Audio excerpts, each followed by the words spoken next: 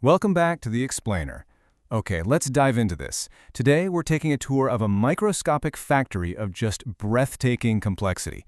I mean, think about it. Every text you send, every video you stream, even the modern engine in your car relies completely on microelectronic integrated circuits. So, we're going to look at exactly how the brains of our modern world are actually built. Now, 4.3 billion. That is the staggering amount of individual transistors packed into a single advanced microdevices Tahiti graphic processing unit. We are literally talking about billions of microscopic devices crammed into an area smaller than a postage stamp. It's a level of engineering we call ultra-large-scale integration. But, how do we physically manufacture something so unimaginably small and dense? Well, here's our roadmap for the factory tour today. First, we'll look at shrinking the world, then entering the clean room, preparing the silicon wafer, depositing and oxidizing films, and finally, lithography, painting with light.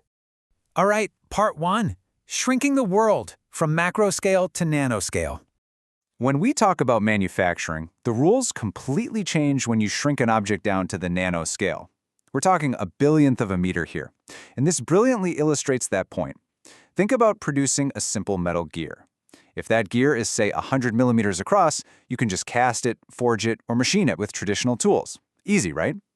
But if you need that exact same gear to be just a few micrometers wide, you have to use entirely different techniques, things like optical lithography and chemical etching. Honestly, when you get down to the nanometer scale, you even kind of have to question if the physical concept of a gear makes sense at all. What's really wild is just how dependent our macro world is on these micro-manufactured parts. Take an everyday automobile. It's a huge, heavy, classic piece of macro manufacturing. Yet, its entire operation relies on hidden micro-manufactured systems. We're talking airbag accelerometers, engine management sensors, anti-lock brake controls, GPS antenna, the whole shebang. This massive machine is entirely at the mercy of the microscopic. Which brings us to part 2, entering the clean room, the ultimate sterile environment. So, when you're dealing with nanoscale features, a single speck of dust isn't just an annoyance. It's a giant boulder that will absolutely destroy your microcircuit. Just look at the contamination levels of different environments. A modern hospital room, which, we generally consider to be incredibly clean, contains roughly 10,000 particles larger than half a micrometer in every cubic foot of air. But a Class 10 clean room, the kind used for semiconductor manufacturing, it allows a maximum of just 10 particles per cubic foot. 10! The air is heavily filtered and flows strictly from the ceiling right down to the floor just to whisk away any rogue dust. But here's the funny thing about clean rooms. The absolute biggest threat to this pristine environment is actually us. Humans are walking contamination hazards. We constantly shed skin particles, hair, bacteria, even makeup and perfume are strictly banned because they introduce massive amounts of foreign particles. So to protect the silicone from ourselves, workers literally have to wear full-body smocks and hairnets. Get this, you can't even use a regular pencil because the microscopic graphite dust would ruin the chips. You have to use special ballpoint pens and custom clean room paper. It's intense. Okay, moving on to part 3. Preparing the silicon wafer, the foundation of microelectronics. Before we can build our microscopic city, we need the perfect foundation. And in this industry, that means silicon. Fun fact, early electronic devices actually used germanium, but silicon completely replaced it for a couple of brilliant reasons. First, it has a larger energy gap, about 1.1 electron volts. That allows silicon-based devices to operate at temperatures roughly 150 degrees Celsius higher than germanium could handle. But even more critically, when silicon rusts or oxidizes, it forms silicon dioxide, which happens to be a perfect electrical insulator. Germanium's oxide is water-soluble, which is pretty much useless for making durable electronics. Now, to get our perfect canvas, we actually have to start with traditional mechanical macro manufacturing. First, a pure single crystal ingot is slowly grown and pulled from a molten silicon bath using what's called the Chaklis-Solsky process. This gives us a massive solid cylinder. Then, we slice the cylinder into thin wafers using a really specialized inner diameter diamond blade. To prevent any easy chipping, a diamond wheel grinds the edges into a nice rounded profile.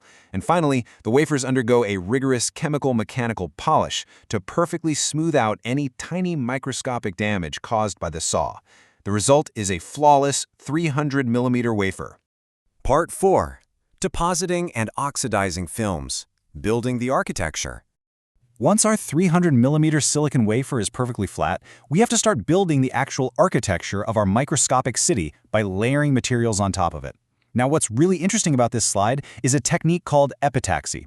Instead of just, smearing material on top, engineers use a vapor deposit to actually grow a new crystalline layer that perfectly aligns with the crystal structure of the silicon wafer right beneath it.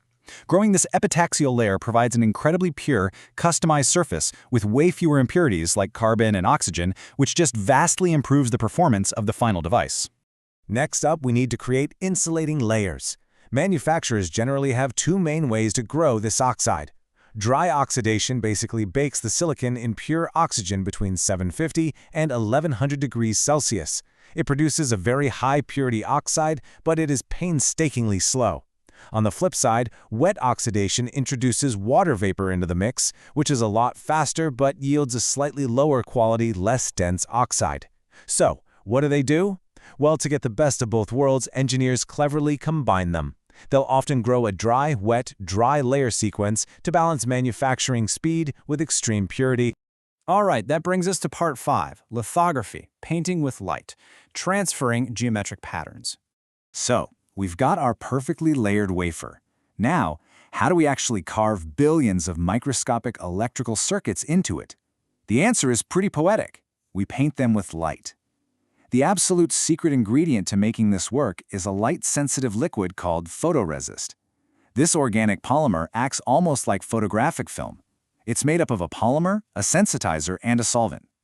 When you expose this liquid to specific wavelengths of ultraviolet light, it fundamentally changes its chemical structure. It either hardens or weakens depending on the exact type used. Applying this pattern is kind of like following a highly technical baking recipe. First, the liquid photoresist is dropped onto the center of the wafer, which is then spun at thousands of revolutions per minute to spread it into this impossibly thin, perfectly uniform coat. Next, a quick pre-bake at 100 degrees Celsius evaporates the solvent and hardens the resist. Then comes the magic.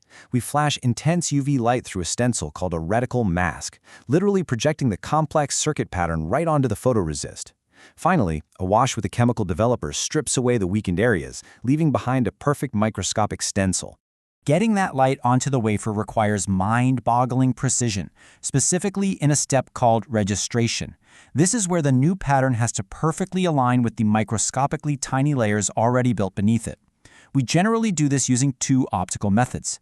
A wafer stepper flashes the entire circuit image at once, then moves, or, steps, to the next square on the grid.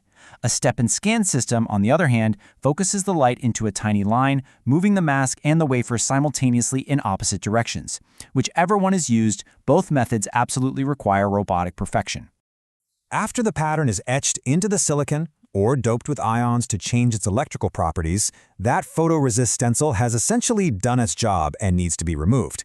This process is called stripping. Now, while you can do this chemically with wet stripping using solvents like acetone, the modern, much cleaner method is dry stripping, which is also known as ashing.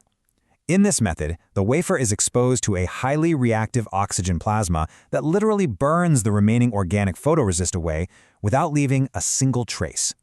So the crucial point is that after repeating this cycle of layering, coating, exposing, etching, and stripping dozens and dozens of times, all of this intense, invisible cleanroom work culminates in tangible physical objects.